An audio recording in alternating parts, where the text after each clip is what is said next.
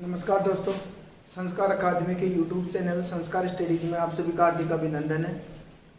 हम भारतीय संविधान एवं राज्यव्यवस्था के संदर्भ में चर्चा कर रहे थे और हमने जो पिछले वाला वीडियो बनाया था उसमें देखा था हमने सुप्रीम कोर्ट और सुप्रीम कोर्ट की जो तमाम जानकारियाँ थी उनके बारे में हमने अध्ययन किया था।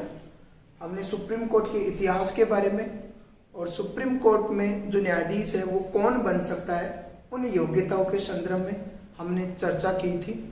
आज हम सुप्रीम कोर्ट में जो आज का हमारा टॉपिक है वो होगा कि सुप्रीम कोर्ट में जो न्यायाधीशों की नियुक्ति होती है उस नियुक्ति के संदर्भ में हम क्या करेंगे, चर्चा करेंगे। देखो, नियुक्ति के संदर्भ में जो चर्चा है वो एक विवादास्पद टॉपिक रहा है शुरू से ही, और आज भी जो परंपराएं चल रही है उसी आधार पर तो हम इसको शुरू से देखेंगे, जहाँ संविधान बना वहाँ से लेकर आज की कंडीशन में क्या स्थिति है न्यायाधीशों की नियुक्ति के संदर्भ में, उन तमाम बिंदुओं के बारे में हम चर्चा करेंगे। तो हमारा चल रहा था सुप्रीम कोर्ट, और सुप्रीम कोर्ट में जो हमारा टॉपिक है वो है न्यायाधीशों की नियुक्ति। न्यायाधीशों की नियुक्ति के बारे में हम चर्चा करेंगे। तो जो न्यायाधीशों की जो नियुक्ति है वो अनुच्छेद 124 के तहत की जाती है। अनुच्छेद 124 के तहत जो अनुच्छेद 124 में लिखा हुआ है हम उस पर चर्चा करेंगे। मूल रूप से अनुच्छेद 124 में क्या लिखा हुआ है? अनुच्छेद 124 में लिखा है कि सुप्रीम कोर्ट के सभी न्यायाधीशों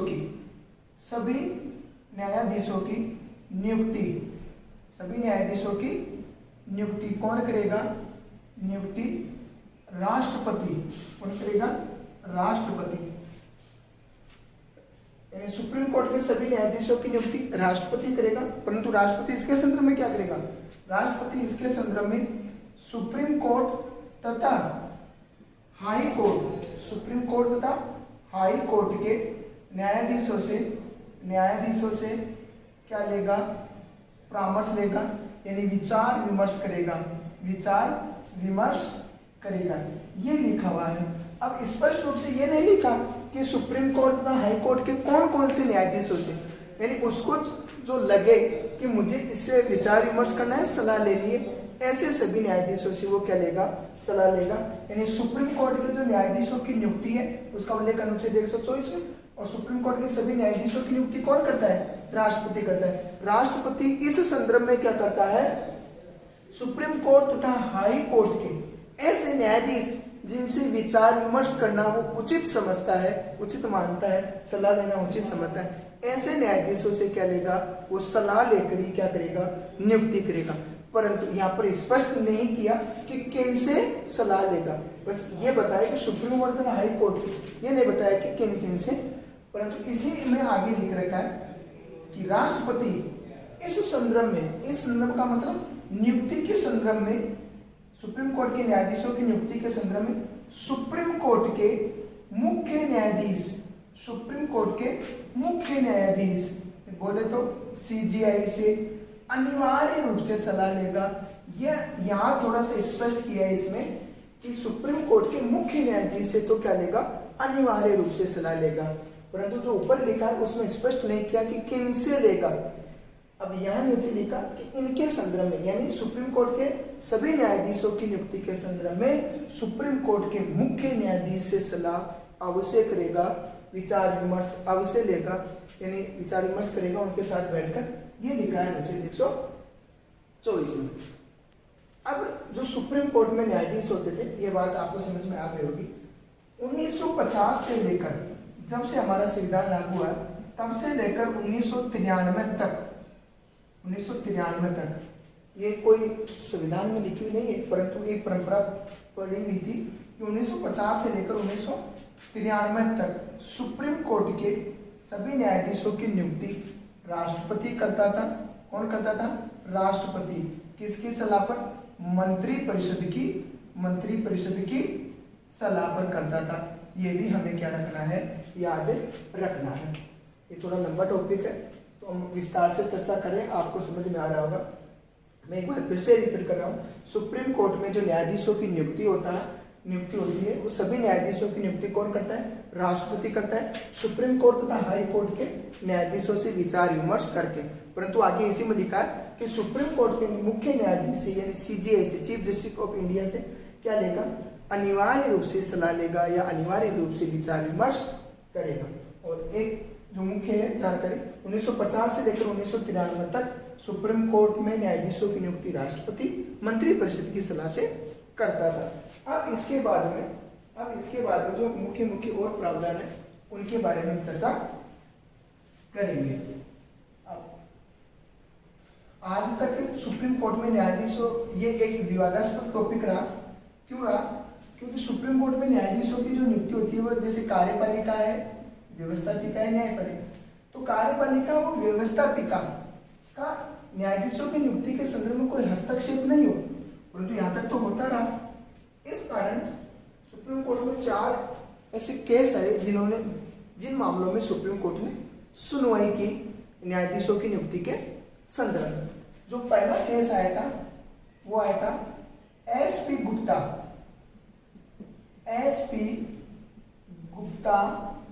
वर्सेज भारत संघवाद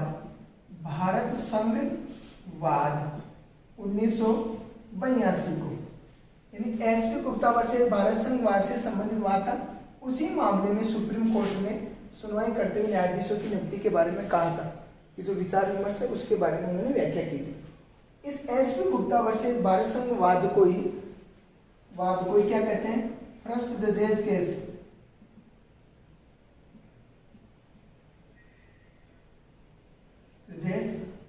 केस भी कहते। आज तक सुप्रीम कोर्ट में 4 जजेज केस आए। कितने आए? 4 जजेज केस। इनके संदर्भ में भी बहुत बार प्रश्न पूछा जाता है।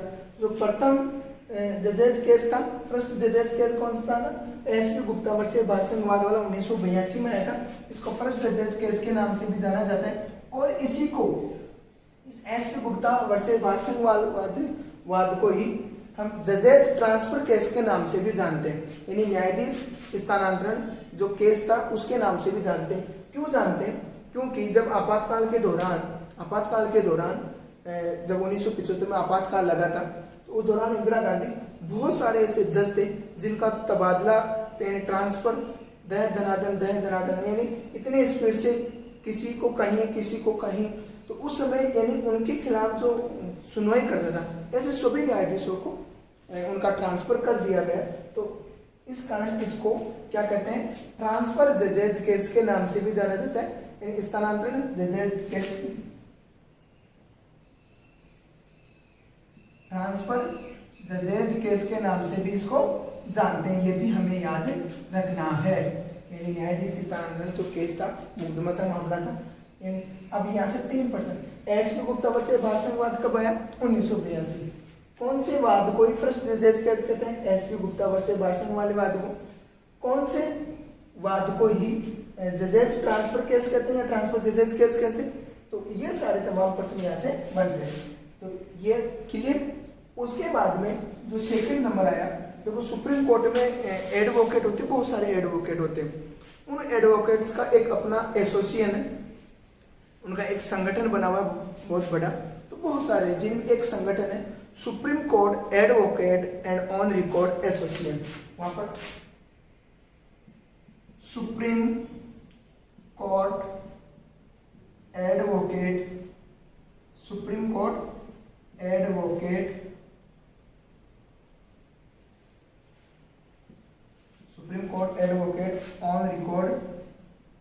ऑन रिकॉर्ड एसोसिएशन, ये एक संगठन है। इस संगठन ने न्यायाधीशों की नियुक्ति के लिए सुप्रीम कोर्ट में एक वाद याचिका दायर की। एक केस जो supreme court advocate on record association भारतीय संघवाद था 1992-93 मुख्य रूप से 93। इस supreme court advocate on record association के संदर्भ में सुप्रीम कोर्ट ने सुनवाई करते हुए जो न्यायाधीशों की जो नियुक्ति प्रक्रिया थी, उस नियुक्ति प्रक्रिया पर क्या लगा दी? रोक लगा दी। क्या लगा दी? रोक। यानी इस supreme court advocate on record association वाला जो वाद आया 1993 में, इस मामले की सुनवाई करते हुए सुप्रीम कोर्ट ने न्यायाधीशों की जो नियुक्ति प्रक्रिया थी, जो 1950 से 93 तक चली आ रही थी, उस नियुक्ति प्रक्रिया पर क्या लगा दी? रोक लगा दी। और उसके स्थान पर सुप्रीम कोर्ट में न्यायाधीशों की नियुक्ति के लिए एक कॉलेजियम व्यवस्था क्या की? लागू की। कॉलेजियम व्यवस्था लागू की। तो इसी मामले को, कॉलेजियम के बारे में हम विस्तार से चर्चा करेंगे। तो supreme court advocate on record association जो 1993 का मामला है, उसमें सुप्रीम कोर्ट ने न्यायाधीशों की नियुक्ति प्रक्रिया पर रोक लगा दी और उसके स्थान पर कॉलेजियम व्यवस्था लागू कर दी कि कॉलेजियम के माध्यम से न्यायाधीशों की क्या होगी? नियुक्ति होगी। तो ये एक नया, यहाँ से बहुत बढ़िया प्रश्न आया था, जो फर्स्ट ग्रेड लगी थी, यहाँ से 2 प्रश्न वहां पर आया था। कॉलेजियम व्यवस्था कब लागू हुई? तो याद रखना, कॉलेजियम व्यवस्था 1993 में लागू हुई। 1993 में लागू हुई थी कॉलेजियम व्यवस्था। ठीक है। अब इस कॉलेजियम में कौन कौन होते हैं उनके बारे में हम चर्चा करेंगे। इससे पहले मैं बता दूं, जो ये कॉलेजियम जैसा शब्द है, यहाँ पर कॉलेजियम जैसा शब्द, इस कॉलेजियम जैसे शब्द का उल्लेख संविधान के अनुच्छेद 124 में नहीं है। आप ये भी याद रखना, क्योंकि ये कॉलेजियम शब्द तो 1993 में सामने आया, तो अनुच्छेद 124 में और संविधान में हम कहें इस प्रकार की कोई शब्दावली का उल्लेख नहीं है कॉलेजियम। अब आपको याद क्या रखना कि कॉलेजियम व्यवस्था 1993 में चालू हुई थी। और इसी वाद को सेकेंड जजेज केस के नाम से भी जानते हैं। ये भी आपको याद रखना। फर्स्ट जजेज केस ये, और सेकंड जजेज कौन सा? Supreme court advocate on record association 1993 में। तो 2 जजेज केस हो गए, 2 और बाकी। उससे पहले हम कॉलेजियम पर क्या करेंगे? चर्चा करेंगे। अब जो कॉलेजियम होता है, यहां से भी बहुत बढ़िया प्रश्न आया था। अब आप सोच रहे थे, एक तो बता दिया, 2 प्रश्न आए थे फर्स्ट ग्रेड, अभी जो फर्स्ट ग्रेड लगी थी जिनमें 2 प्रश्न आए थे। पहला प्रश्न मैंने बता दिया, कॉलेजियम व्यवस्था कब लागू की गई, कब शुरू की गई, ये प्रश्न पूछा था। दूसरा जो प्रश्न पूछा था कॉलेजियम, दूसरा प्रश्न ये पूछा था कि कॉलेजियम में मुख्य न्यायाधीश के अतिरिक्त कितने वरिष्ठतम न्यायाधीश होते हैं, यह प्रश्न पूछा था। और पहला ही ऑप्शन था option A 5, option B 4, option C 3, option D 2। ऐसे ऑप्शन थे। लगभग ने सबने यही किया कि कॉलेजियम में 5 होते हैं, परंतु सबका गलत हुआ। क्यों हुआ? क्योंकि उसने ये पूछा था कि कॉलेजियम में मुख्य न्यायाधीश के अतिरिक्त कितने वरिष्ठतम न्यायाधीश होते हैं। तो 4 होते हैं ये। इसमें टोटल सदस्य नहीं पूछे, टोटल पूछता कि कॉलेजियम में टोटल कितने सदस्य होते हैं, तो 5 होते हैं, परंतु उसने पूछा था मुख्य न्यायाधीश के अतिरिक्त कितने? 4। तो ये प्रश्न आया था, बहुत बढ़िया प्रश्न आया था अभी। तो यहाँ से प्रश्न बनने की बहुत संभावना है। ज्यादा कठिन प्रश्न नहीं, सिंपल सरल प्रश्न बनते हैं कॉलेजियम। अब देखो, इस कॉलेजियम में क्या क्या होता है।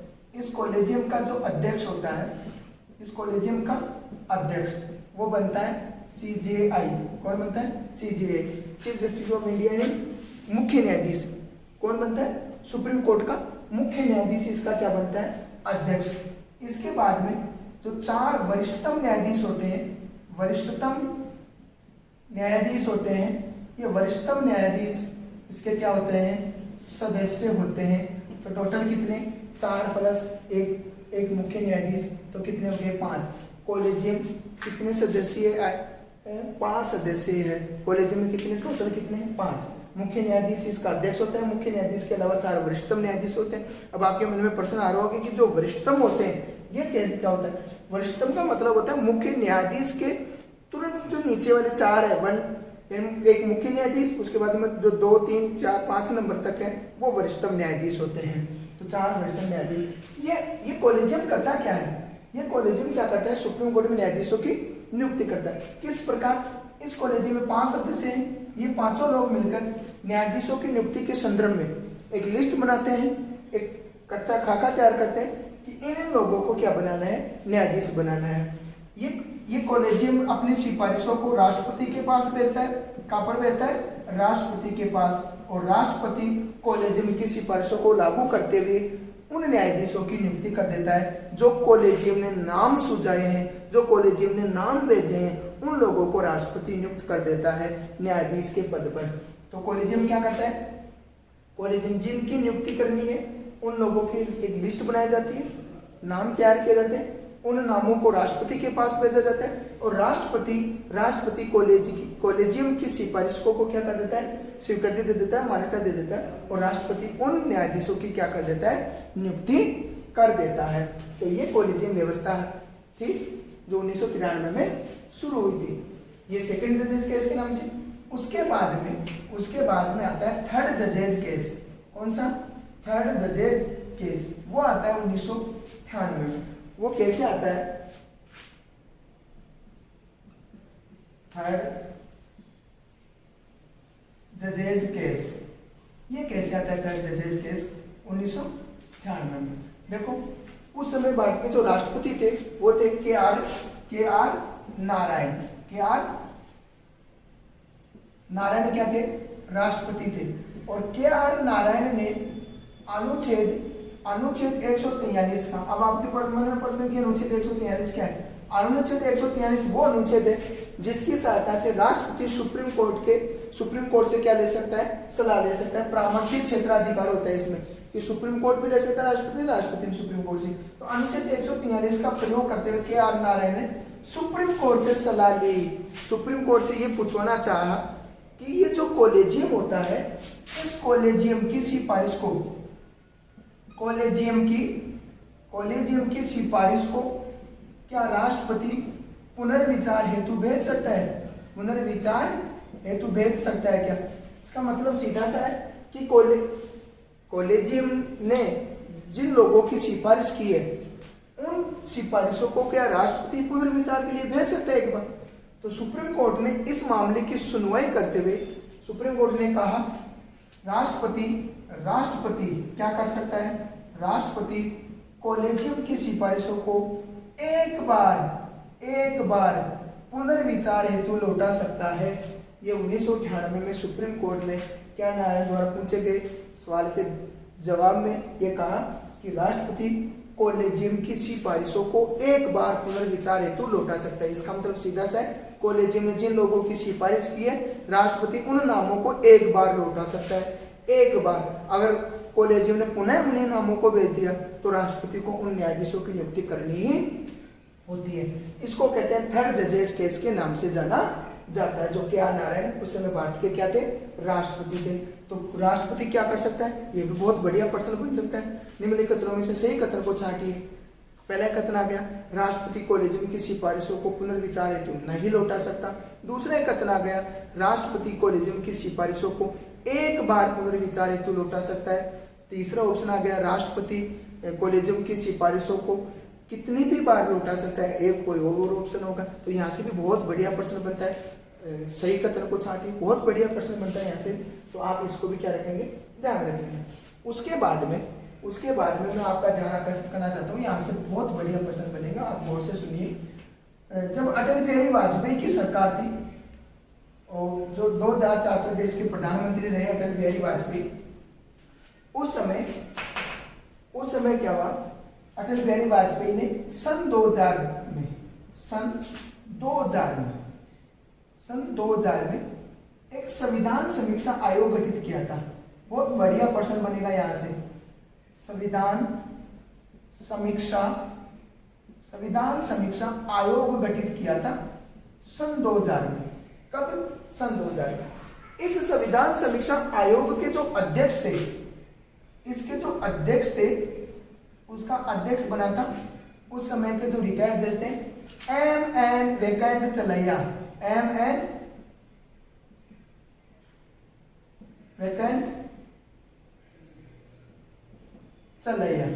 ये इसके क्या थे? अध्यक्ष थे। इस M.N. वेंकट चलैया की अध्यक्षता में संविधान समीक्षा आयोग गठित किया गया और इस आयोग ने अपनी सिफारिशें कब दी? अपनी सिफारिश दी कब? 2002 को सिफारिश दी। ये भी हमें याद रखना है कि संविधान समीक्षा आयोग कब गठित किया गया? संविधान समीक्षा आयोग गठित किया गया सन 2000 में। अध्यक्ष कौन? M.N. वेंकट चलैया। ये भी बहुत बढ़िया प्रश्न बनता है यहाँ से। सिफारिशें कब प्रस्तुत की? सन 2000 में। इस सिफारिशों में इस संविधान समीक्षा आयोग ने जो न्यायाधीशों की नियुक्ति के संदर्भ में कहा था कि ये जो कॉलेजियम व्यवस्था है, इस कॉलेजियम व्यवस्था को क्या कर दिया जाए, समाप्त कर दिया जाए और उसके स्थान पर क्या लाया जाए, जेक लाया जाए। जेक का मतलब judicial appointment commissioner, judicial appointment commissioner यानी न्यायिक नियुक्ति आयोग, न्यायिक नियुक्ति आयोग गठित किया जाए, न्यायिक नियुक्ति आयोग गठित किया जाए। यह सिफारिशें किसने दी? यह सिफारिशें दी संविधान समीक्षा आयोग ने। संविधान समीक्षा आयोग ने यह क्या दी? यह सिफारिशें प्रस्तुत की कि इस कॉलेजियम को क्या कर दिया जाए, समाप्त कर दिया जाए और उसके स्थान पर न्यायिक नियुक्ति आयोग गठित कर दिया जाए। परंतु इस आयोग की सिफारिशों पर उस समय की सरकार ने और बाद में जो सरकारें आई उन सरकारों ने भी कोई ध्यान नहीं दिया। 2004 में अटल बिहारी वाजपेयी की सरकार गई, उसके बाद में मनमोहन सिंह जी देश के प्रधानमंत्री बने। पहले कार्यकाल में कुछ नहीं किया, परंतु दूसरे कार्यकाल में इस संविधान समीक्षा आयोग की सिफारिशों को लागू करने हेतु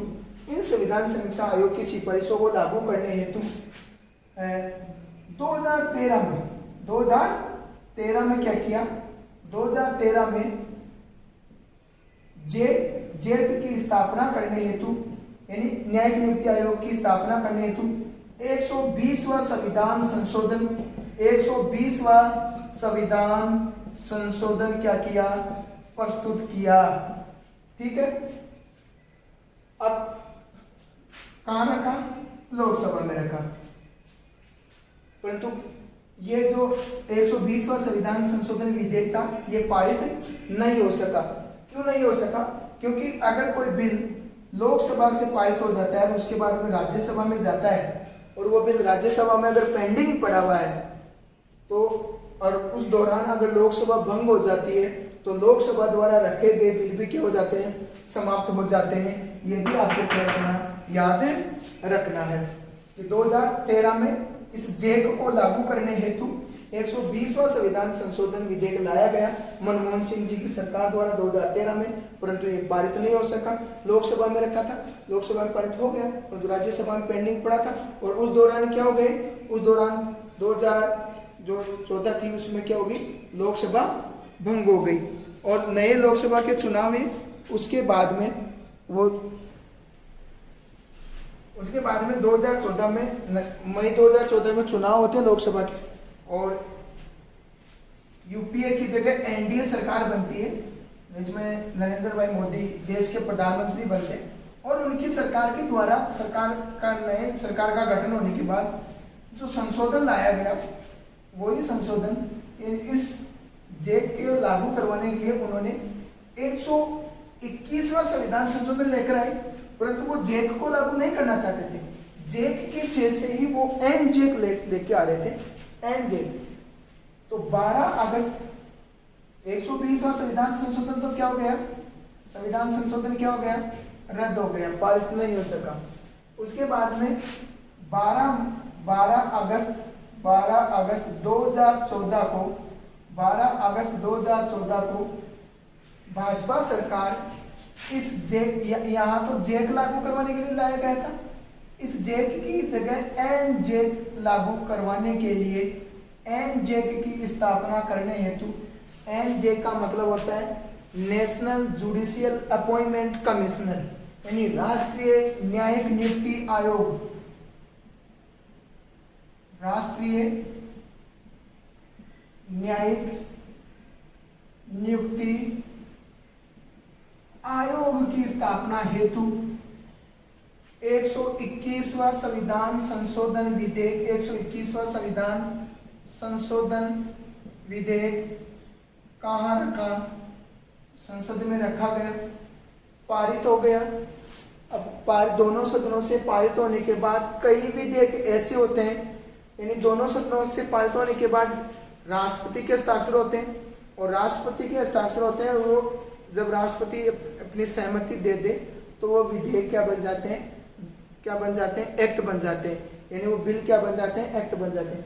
परंतु कई संविधान संशोधन विधेयक ऐसे होते हैं जिनमें दोनों सदनों से पारित होने के बाद 1/2 मतलब आधे राज्य से अधिक, यानी आधे राज्य से 1+ से अधिक क्या होना चाहिए, राज्यों से अनुमोदन करवाया जाता है। जैसे दोनों सदनों से पारित हो गया, फिर राज्यों में भेजा जाता है कि राज्य भी क्या इस बिल को स्वीकार करते हैं। जैसे ही आधे से एक अधिक हुआ या आधा हुआ, वैसे ही वो बिल वहां से लौटकर वापस केंद्र में आता है और वहां पर राष्ट्रपति उस पर हस्ताक्षर करता है। तो उसके बाद में हस्ताक्षर करने के बाद में वो बिल क्या बनता है, वो बिल एक्ट बनता है।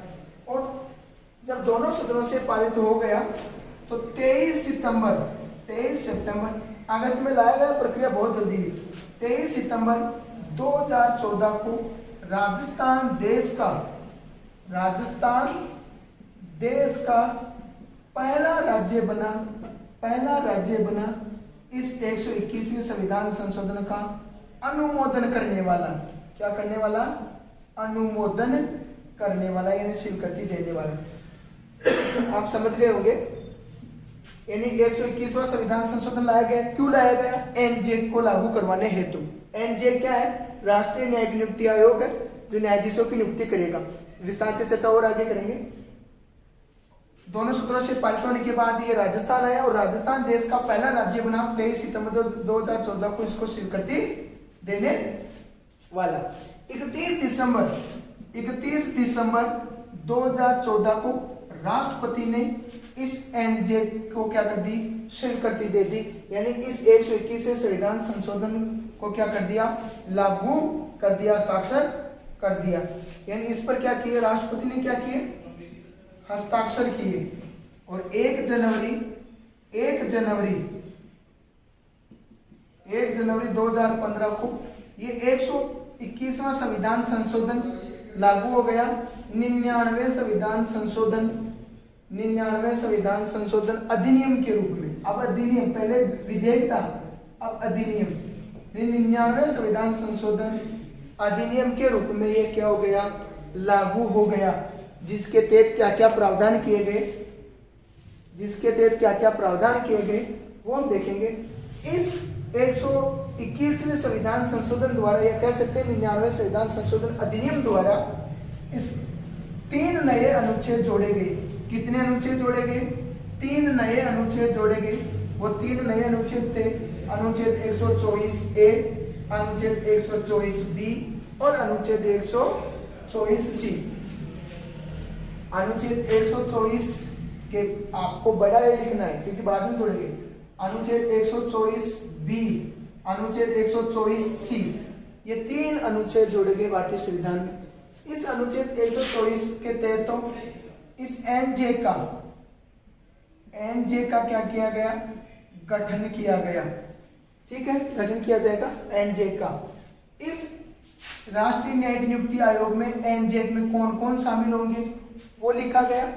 कौन कौन शामिल होंगे इसमें देखा, जो मुख्य न्यायाधीश है, मुख्य न्यायाधीश तो इसके क्या होंगे, अध्यक्ष होंगे। क्या होंगे, अध्यक्ष। और क्या, 2 वरिष्ठतम न्यायाधीश रखे गए। और क्या रखा गया, एक जो कानून मंत्री होता है, विधि मंत्री होता है, वो इसका क्या होगा, पदेन सदस्य होगा। क्या होगा, पदेन सदस्य।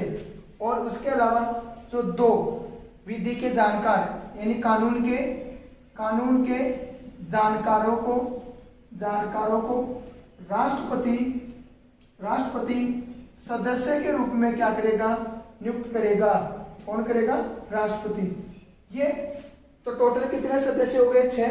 यानी एक तो मुख्य न्यायाधीश 1, 2 वरिष्ठ न्यायाधीश 3, एक पदेन सदस्य कौन, विधि मंत्री यानी कानून मंत्री 4, और 2 कानून के जानकार जिनकी नियुक्ति कौन करेगा, राष्ट्रपति करेगा। तो टोटल एनजेड में कितने सदस्य, टोटल 6 सदस्य। ऐसा विवरण दिया गया अनुच्छेद 124A में। उसके बाद में जो अनुच्छेद 124B है, इस अनुच्छेद 124B में जो अनुच्छेद 124B में इस एनजेक के जो कार्य हैं, उन कार्यों का क्या किया गया है, उल्लेख किया गया। अब एनजेक क्या करेगा, सुप्रीम कोर्ट में न्यायाधीशों की क्या करेगा, नियुक्ति करेगा। तो एनजेक के कार्यों का उल्लेख अनुच्छेद 124 में किया गया। अनुच्छेद 124 में क्या उल्लेखित किया गया, अनुच्छेद 124 में लिखा गया एनजेक से संबंधित यानी इस राष्ट्रीय न्यायिक नियुक्ति आयोग से संबंधित जो भी संशोधन करेगी, जो भी कानून बनाएगी, वो कौन बनाएगी, संसद बनाएगी। ये अनुच्छेद 124 में लिखा गया। ठीक है, तो ये मुख्य मुख्य प्रावधान किए गए। अनुच्छेद 124A जोड़ा गया, अनुच्छेद 124B, अनुच्छेद 124C जोड़ा गया। सी में क्या लिखा, यानी एनजेक से संबंधित जितने भी कार्य हैं, नियंत्रण कानून है, कौन बनाएगी, संसद बनाएगी। ये कहाँ लिखा, अनुच्छेद 124C में। उसके बाद में जो सुप्रीम कोर्ट में मैंने आपको जो 1993 वाला मामला बताया था, उसमें सुप्रीम कोर्ट में जो कार्य थे, जो संस्थाएं थी, एक supreme court advocate on record association लागू। तो इस 121वें संविधान संशोधन विधेयक को क्या कर दिया, लागू कर दिया 99वें संविधान संशोधन के रूप में, और उसके एक रूपरेखा तैयार कर दी। 1 जनवरी अब 2015 में अक्टूबर 2015 में इस जो सुप्रीम कोर्ट एडवोकेट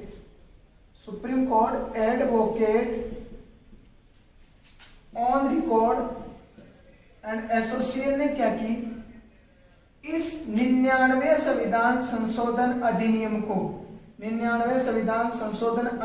को सुप्रीम कोर्ट में क्या दी, चुनौती दी। सुप्रीम कोर्ट में क्या दी, चुनौती दी। यानी ये supreme court advocate on record association जो संस्था थी, सुप्रीम कोर्ट में जो वकील होते हैं उनकी संस्था थी, उन्होंने इस 99वें संविधान संशोधन को सुप्रीम कोर्ट में चुनौती दी कि ये जो 99वें संविधान संशोधन है ये गलत है, ऐसा नहीं हो सकता। चुनौती दी। सुप्रीम कोर्ट ने क्या किया, इस 99वें संविधान संशोधन विधेयक की न्यायिक जांच हेतु एक संविधान पीठ का गठन किया गया। 5 सदस्यीय संविधान पीठ गठित की गई, और उस संविधान पीठ के जो अध्यक्ष बनाए गए, संविधान पीठ गठित की गई 5 सदस्यों की। कितने सदस्यों की, 5 सदस्य। और आप ये भी याद रखना, संविधान पीठ में कम से कम 5 सदस्य तो होने चाहिए, अधिकतम चाहे कितने ही हो। तो 5 सदस्यों की एक संविधान पीठ गठित की गई, जिसके अध्यक्ष बनाए गए जे.एस.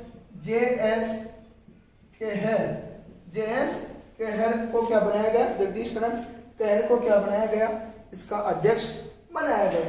और सरकार को उपस्थित होना पड़ा जवाब देने के लिए। सुप्रीम कोर्ट ने ये संविधान पीठ ने जांच करते हुए जब सरकार की तरफ से पक्ष लेकर आए अटॉर्नी जनरल जी, तो उन्होंने पूछा कि ये एनजेक करेगा क्या, एनजेक क्या है। तो उन सरकार का जवाब था, एनजेक एक राष्ट्रीय न्यायिक नियुक्ति आयोग है जो जजों की क्या करेगा, नियुक्ति करेगा सुप्रीम कोर्ट में। ठीक है, सुप्रीम कोर्ट ने माना, ठीक है। इसमें कितने सदस्य होंगे, तो सरकार ने कहा साहब इसमें कितने, 6 सदस्य होंगे। ठीक है, 6 सदस्य होंगे, यहां तक ठीक है।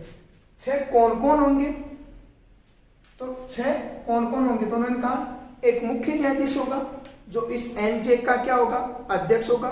उसके बाद में 2 वरिष्ठतम न्यायाधीश होंगे, एक विधि मंत्री होगा, और 2 कानून के जानकार होंगे। ये होंगे सुप्रीम, इस संविधान पीठ ने कहा ठीक है, यहां तक भी हम ठीक है।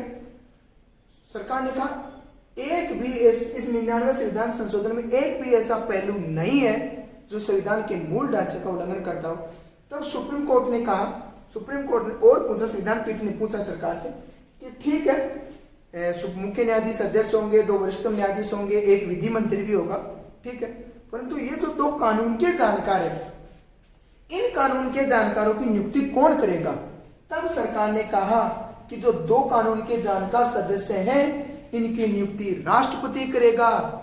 तो उन्होंने, सरकार ने कहा पक्का है ना राष्ट्रपति करेगा, तो उन्होंने कहा पक्का है राष्ट्रपति करेगा। तब सुप्रीम कोर्ट ने कहा, इस संविधान पीठ ने कहा बस अब रहने दो। तब सरकार ने पूछा ऐसा क्यों, तो इस संविधान पीठ ने कहा कि आप बता रहे जो 2 कानून के जानकार है उनकी नियुक्ति राष्ट्रपति करेगा। और तुम्हें पता है राष्ट्रपति किनकी सलाह पर कार्य करता है? राष्ट्रपति मंत्री परिषद की सलाह पर कार्य करता है।